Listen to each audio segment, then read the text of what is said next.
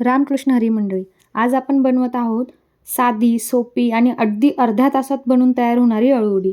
आमच्या घरात तर ही अळूवडी सर्वांना प्रचंड आवडते।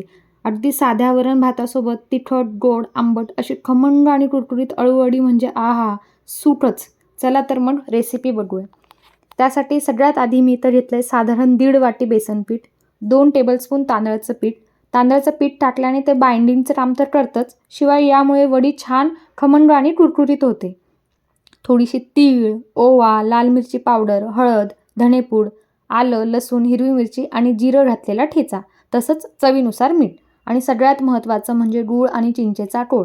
यामुळे वडी छान गोड आंबट तर होतेच, शिवाय पानं घशाला लागत नाहीत। नंतर आपण हे सर्व मिश्रण छान एकजीव करून घेऊ। थोडंसं तेल घालून पुन्हा मिक्स करून थोडा वेळ त्याला साईडला ठेवून देऊ आणि मीनवाईल तोपर्यंत आपण अळूचे पानं छान स्वच्छ धुवून देठं कापून घेऊ। मी ते 6 पानं घेतली आहेत।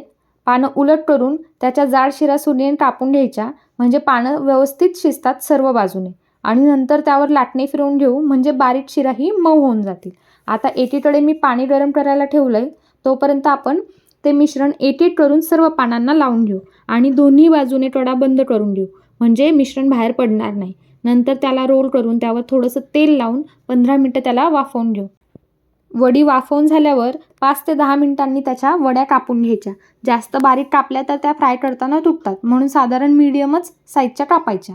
आता त्यांना थोड्याशा तेलात दोन्ही बाजूने छान कुरकुरीत होईपर्यंत आणि सोनेरी रंग येईपर्यंत शॅलो फ्राय करून घ्यायच्या। तुम्ही डीप फ्रायसुद्धा करू शकतात आणि अशा प्रकारे खमंग, कुरकुरीत आणि गोड, आंबट, तिखट अशी आपली अळूवडी तयार आहे। जाता जाता चॅनलला तेवढं लाईक, शेअर आणि सबस्क्राईब करायला विसरू नका। आणि हो, रेसिपी कशी वाटली नक्की आवर्जून सांगा।